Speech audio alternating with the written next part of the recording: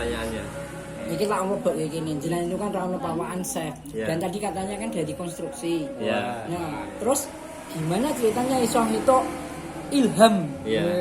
Jadi ceritanya gini Pak ya.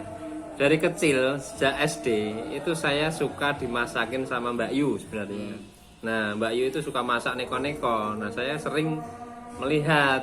Saat itu saudara saya masih 2. Saya sama Mbak Yu saya. Saya itu sebenarnya paling suka itu mie goreng. Dari kecil, dari SD itu saya suka mie goreng. Terus Mbak Yu sering kalau dulu TV-nya kan masih hitam putih, masih satu warna, jadi taunya ya rasa, bukan dari tampilan, plating dan sebagainya kan enggak. Gitu. Nah terus kemudian lulus SD saya di pesantren kebetulan. Di pesantren di sana harus dituntut untuk hidup mandiri, harus masak sendiri, nyuci baju sendiri. Makanannya mie. Ya. Sejak saat itu saya mulai suka makan mie. Nah suka makan mie sampai kuliah itu saya setiap hari makannya mie. Seperti itu. Nah kemudian singkat cerita saya menikah, kemudian kerjanya di bidang konstruksi, terus terkena dampak corona. Kenapa nggak saya jadikan hobi saya ini ibaratnya untuk untuk merealisasikan hobi saya biar orang lain juga merasakan gitu. Terus kemudian untuk menemukan resep ini Pak, itu saya butuh riset selama 2 bulan. Dan itu luar biasa saya risetnya. Jadi enggak jajan sana sini enggak. Tapi saya mix and match antara rempah terus bumbu seasoning. Itu kadang kan ada yang enggak match tuh. Misalnya rempah apa dikasih seasoning biasa seperti itu rasanya biasa. Tapi ketika saya 2 bulan itu sampai perut saya itu sampai bergejolak Pak. Serius. Jadi 2 bulan itu saya benar-benar riset antara rempah Cina, rempah Jepang, rempah Korea seperti apa. Terus kemudian saya tester ke teman-teman selama 2 bulan itu. Ini kurang gimana gitu kan. Ternyata lidah orang Indonesia itu tidak bisa dipaksakan sebenarnya. Maksudnya gimana? Orang-orang Indonesia itu lahir ceprot, apa yang ada cita rasa lidah mereka itu ya sesuai apa yang dikasihkan orang tua mereka. Nah, kita ini kan orang Jawa ya, hampir semua masakannya sama sebenarnya. Cita rasanya itu sama. Nah, walaupun di luar sana banyak sekali hidangan-hidangan dari luar, tetap kalau menurut saya dan teman-teman saya tester saya termasuk ada koki dari Jogja itu di salah satu hotel bintang 5 itu mengatakannya seperti ini.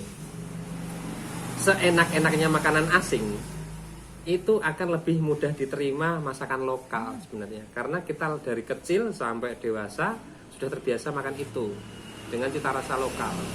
Nah, mungkin ada orang yang suka cita rasa asing itu tidak untuk dimakan setiap hari. Kan gitu, tidak untuk dimakan setiap hari. Paling dia makan ketika weekend misalkan keluar sama keluarga, pengen makan keluar seperti itu. Nah mereka mencari yang berbeda. Sedangkan saya konsentrasi saya di sini adalah untuk daily meals. Jadi dikonsumsi setiap hari itu aman bagi lidah mereka dan aman di kantong mereka juga. Seperti itu.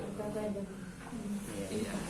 Ini contohnya misalnya ini kuah ini inspirasinya gimana? Oh ya ini, jadi kebanyakan mie di lingkungan sekitar kita ini kan kuahnya dari kaldu ya Pak ya, kaldu bening seperti itu. Nah saya mencari, termasuk ini signaturnya kita ini Tasty Mie. Kenapa saya kasih nama Tasty Mie? Karena cita rasa gurihnya, terus kekentalannya ini bukan dari santan, bukan pula dari susu, tapi ini dari creamer sebenarnya. Dari creamer, terus saya racik lagi sama bumbu-bumbu yang lain, saya tester lagi sama teman-teman, chef dan sebagainya. Kemudian terciptalah ini, Tasty Mie ini.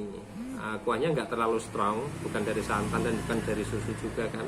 Karena ya tahu sendiri kalau olahan susu dibikin kuah, di mix sama mie ini kan agak aneh di lidah kita. Nah saya agak mencampurkan beberapa rempah untuk sini biar bisa diterima oleh lidah kita. Nah ini termasuk varian baru. Kemungkinan di Solo belum ada ya Pak yang seperti ini ya. Nah belum ya. Nah, ini insya Allah jadi pionirnya kami ya, termasuk signature dish-nya. Nah, untuk yang varian kuah itu. Dari awal saya itu bingung untuk memilih nama sebenarnya. Nama hidangannya itu apa ya? Kalau mie goreng terlalu standar. Terus saya coba baca-baca referensi, kemudian sebenarnya mie itu dari mana sih asalnya? Kemudian saya cari referensi, ketemulah dari negara Chinese kan gitu, dari negara Cina. Terus ini kan lagi pandemi dan kebetulan ini kan mulai masuk musim semi ya Pak ya. Nah, Chun itu kan kalau saya cari di Google terjemahan itu, Chun itu artinya musim semi. Nah, musim semi terus kebetulan ini grand openingnya ya di musim semi, kebetulan tahun baru Imlek juga bertepatan dengan itu, ya udah saya satukan antara Chun sama Mien Tiao kan. Nah, akhirnya kalau kita sebut Mien Tiao itu apa sih Mien Tiao? Paling orang Jawa seperti itu. Ya udah yang udah familiar mie itu aja. Nah, akhirnya jadilah Chun mie di musim semi, maksudnya seperti itu. Jadi akhirnya cooking setnya jenengan. Ya, akhirnya saya mix and match sendiri, terus jadilah mahakarya seperti ini. Jenengan bakal istilahnya ngedukasi chef selanjutnya enggak? Kalau mengedukasi, dalam tanda kutip mengedukasi terhadap chef yang lain, itu saya rasa saya sendiri tarafnya bukan nggak mungkin sampai situ, karena mereka lebih berpengalaman. Maksudnya nanti misalnya jenengan tidak di tempat gitu, sang pergi. Oh, ya artinya SDM ya Pak ya, akan ada karyawan dan seperti itu ya. Tetap saya akan mentraining mereka. Nah, seperti itu. Terus jaga kualitasnya gimana? Nah, jaga nanti setiap outlet, rencana besar saya ke depan itu di setiap outlet tetap harus ada quality control. Dan itu akan benar-benar saya gembleng dari maksudnya saya gembleng itu lidah untuk cita rasa dari produk saya sendiri ini, seperti itu. Jadi jaganya gimana? Ya itu tadi Pak, mulai dari bumbu itu sudah kami grami.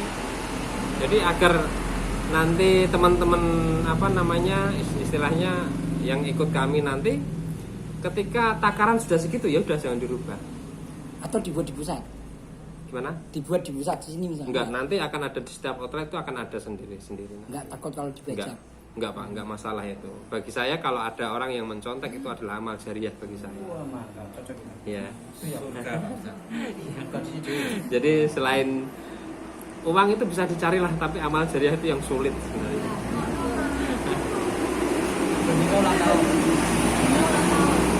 Kalau nanti misalnya yang bisa terus mereka pergi pindah gitu gimana? Tidak masalah.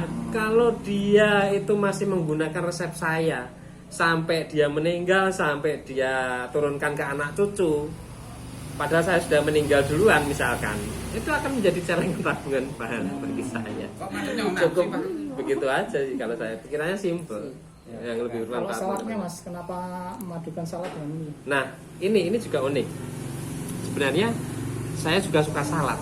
Sebenarnya saya nggak suka sayur, tapi ketika diolah menjadi salad sayur, itu saya kan dari desa nih, nggak pernah makan yang namanya salad sayur dan sebagainya. Yang ada cuma sayur digodok, sayur bening dan sebagainya kan. Ketika saya berkecimpung di kota di mana-mana itu, saya berpikir coba deh mix and match antara sayur dan mie.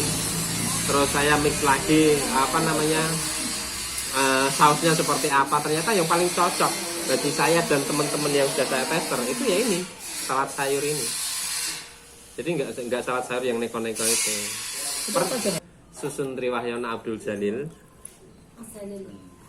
asal Purwodadi ya.